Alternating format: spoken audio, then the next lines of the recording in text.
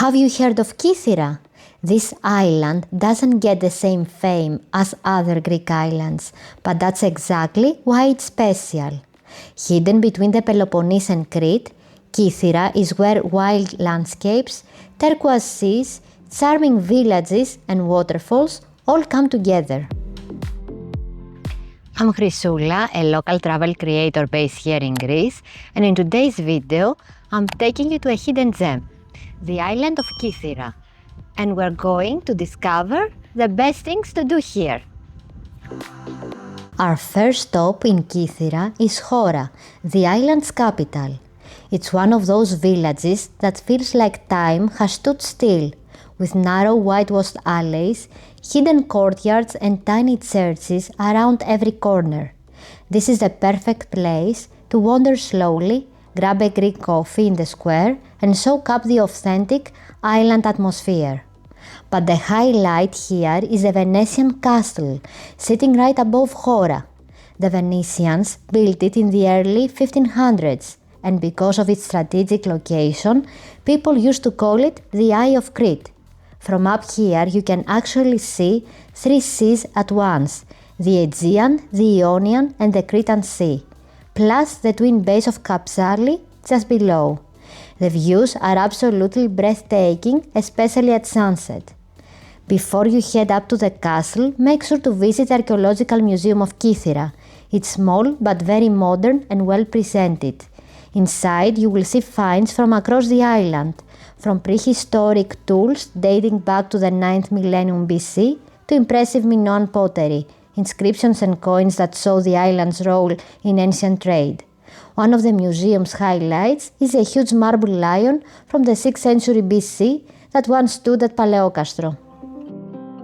Just below Chora you will find Kapsali Bay, one of the most scenic spots in Kythira. It's actually made up of two curved bays side by side with turquoise waters and a laid-back vibe. This is the place to come for a swim, a stroll along the waterfront, or a relaxed meal at one of the tavernas overlooking the sea. Kapsali has been a favorite anchorage for centuries, and it's easy to see why. The calm protected waters and the view back up to the Venetian castle are simply stunning. At the edge of the bay stands the lighthouse of Kapsali, perched on the rocky headland. It's one of the oldest lighthouses in Greece, built in the 1850s, and still guides ships through the channel. Even if you don't go all the way up, the walk out toward the lighthouse gives you a fantastic perspective of the twin bays and the castle above. Kapsali is also a hub for boat cruises. From here, small boats depart to the rocky islet of Hytra, just off the southern coast of Kythira. It's a nature reserve famous for its sea caves and rare monk seals, and that's going to be our very next stop in this video. From Kapsali, we took a small boat out to Hytra Island, or Avgo as it is officially called. The excursion lasts about 2 hours, and it's one of the most unique experiences you can have on the island. The highlight is entering the island's enormous sea cave. As the boat slips inside, the sunlight filters through the water and turns the entire cave into a glowing blue chamber. Here you will also have the chance to snorkel inside the cave. Swimming in those crystal clear electric blue waters is an unforgettable experience.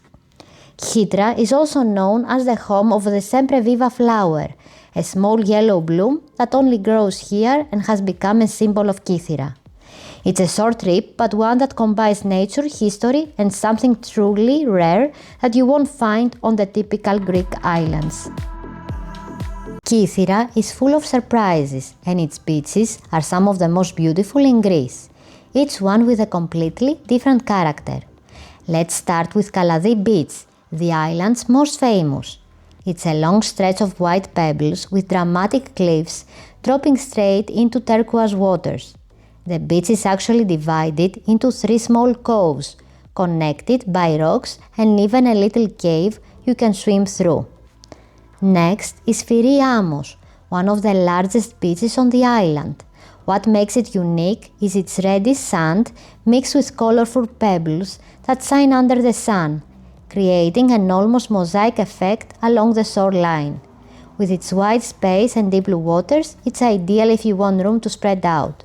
You will also find a beach bar and sunbeds here, making it more convenient if you prefer some facilities.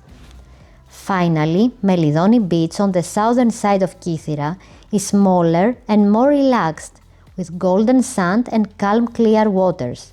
There is a beach bar that adds a laid-back vibe, making it perfect for spending the whole afternoon swimming, sunbathing and enjoying a drink by the sea. And of course, there are many more beaches worth discovering, such as Chalkos with its striking turquoise waters, Sparagario close to Kapsali, the long sandy stretch of Paleopoli and the tranquil Myonas beach on the western coast. Each beach is different, but one thing to keep in mind is that many of Kythira's shores are pebbly or rocky, so water shoes will make your swims a lot easier. On the eastern side of Kythira, you will find Avlemonas, one of the island's prettiest villages. It's a small fishing settlement with pastel-colored houses, bougainvillea and little coves that look like natural swimming pools. The water here is crystal clear and calm, making it one of the best places on the island for snorkeling. As you wander through the village, you will come across the Castello of Avlemonas, a small Venetian fort built in the 16th century. It was used to protect the bay from pirates and to control the sea routes between Crete and the Peloponnese. Today it's a peaceful spot, but standing there you can really imagine how strategic this village once was. Avlemonas also has a handful of traditional tavernas and cafes by the water, the perfect place to relax after a swim and enjoy local dishes like fresh fish or octopus. One of the most unusual places you can visit in Kythira is the Green Lake, close to Limionas Beach. This isn't an easy spot to reach. In fact, getting there is part of the adventure. The hike takes around 40 minutes from Limionas, and it's not a marked path. Instead, you will follow cairns and small blue dots painted on the rocks to guide you. The trail is more like rock hopping than walking, with caves and cliffs along the way. At some points, you will need to climb down steep, jagged rocks, so make sure you wear good athletic shoes, bring plenty of water, and be prepared for a strenuous climb. At the end, you will arrive at the Green Lake itself, a natural pool right by the sea. The water glows an intense emerald color and waves crash against the rocks just meters away. It's an impressive sight, especially when you first arrive, and a great spot to sit, rest, and take in the wild scenery. Kythira isn't just about beaches and nature. Its villages are full of charm and local life. In the north, Potamos is the largest village on the island and a place to experience everyday life. If you're here on a Sunday, don't miss the weekly market where locals gather to sell produce, crafts and baked goods. In Karavas village, you will find the springs of Amir Ali, hidden among plane trees. It's a quiet green corner that feels worlds away from the dry coastal landscape. Finally, don't miss the charming Milopotamos with a beautiful waterfall. Exploring these villages gives you a glimpse of authentic Kythirian life, far from the beaches. To end your day in Kythira, head north to the Moudari lighthouse, the largest lighthouse the British ever constructed in Greece.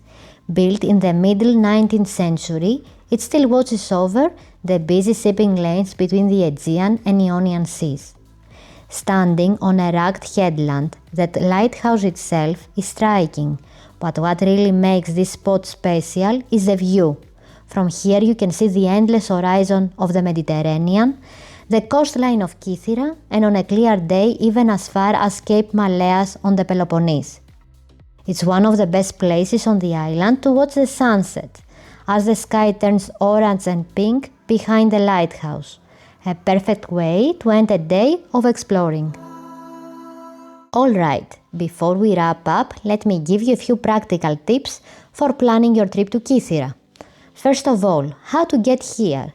You've got two main options. There are direct flights from Athens that take around 45 minutes, or you can come by ferry.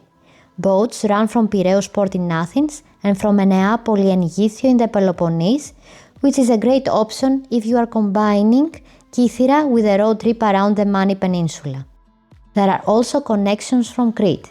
Just keep in mind that not all ferries run year-round, so always check the schedule in advance before you plan your route. Now, once you are here, the most important things to know is that public transport is almost non-existent, so really the only way to explore properly is to rent a car. As for how long to stay, I would recommend at least 4 or 5 days to see the highlights. When it comes to the best time to visit, I would go for late spring, May and June, or early autumn in September. The weather is perfect, the sea is warm, and you will skip the big July and August crowds. And for where to stay, my recommendations would be Kapsali if you want a mix of beaches and a little nightlife, and Avlemonas for a quieter seaside vibe. With a bit of planning, Kythira is easy to explore, and trust me, it's worth the effort. So that's it for my guide to the best things to do in Kythira, a beautiful island full of history, wild nature and hidden gems that most visitors to Greece never get to see.